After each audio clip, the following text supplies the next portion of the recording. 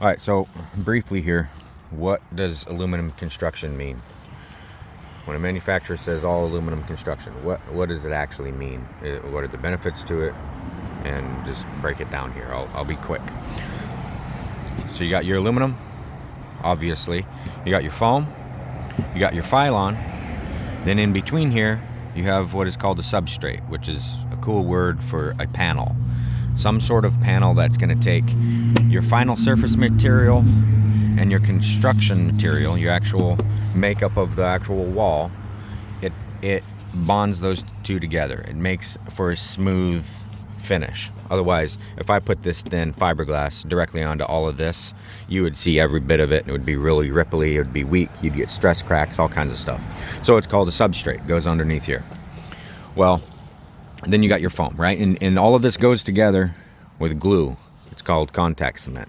Bonds the whole thing together, and that is where your strength comes from. So when you go to aluminum, really what it is just consistency and production process, because wood is a little bit harder to work with and it grows different. Each tree grows a little different than the other. And so in the production process, you don't get as much consistency. You get more consistency with this, which, you know, it's a fair point to quality. It's in the process. But then if you do the process really well with wood, you can be a lot further ahead. So I'll show you why. Right here, look at where this is welded. It's welded only on the side. Only on the side. No welds across here because it's too expensive. You know, it's to grind all of these welds down to then, because the weld is going to sit up high, right? So then grind the weld down, then put your substrate on top of it. You can't just put your substrate on top of it because the weld's going to hold that substrate panel off of the foam and off of the aluminum. And now you're going to spend 3 times the amount of time to build this wall because you got to grind it down. And now you're not ahead anymore. It's not cheap. You can't build it cheap for the customer. So no welds go here. So you're weaker. Now you have to rely, this is by definition a weak joint. You have got to rely on the entire bond of the wall to keep this from moving or breaking. Well, what keeps that from happening? Well, what's the substrate made out of? The substrate is wood, right here.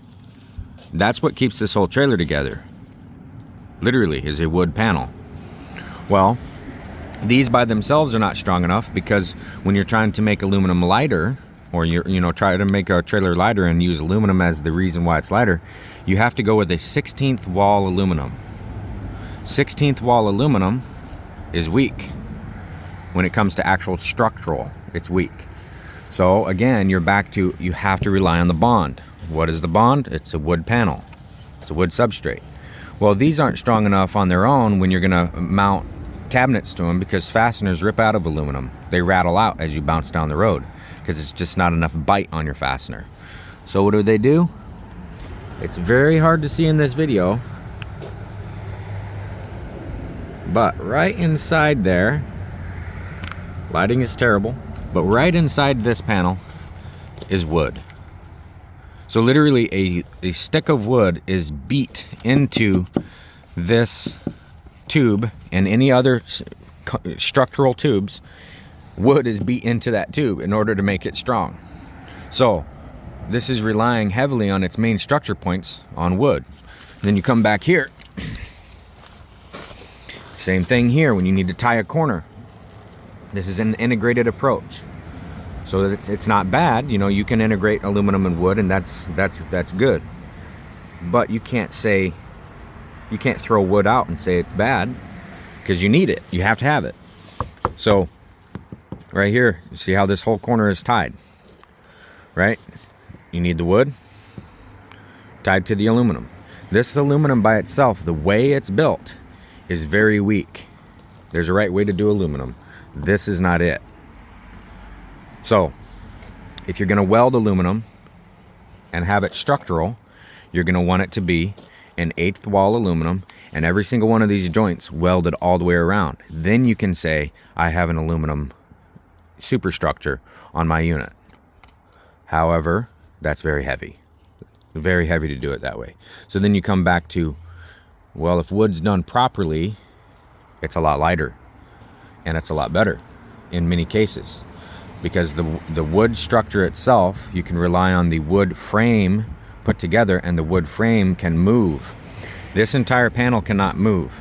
It has to stay completely bonded. As soon as this entire panel moves, or you get water in it and this bond breaks, now you're stuck with your weak frame structure, your weak method that was used to build, and now this thing will rip itself apart. It just absolutely rip itself apart.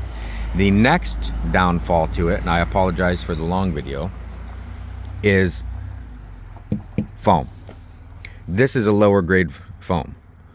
It doesn't have as high of an R value. Then on the inside of each one of these that does not have wood in it, you have a thermal bridge. It's just an air pocket.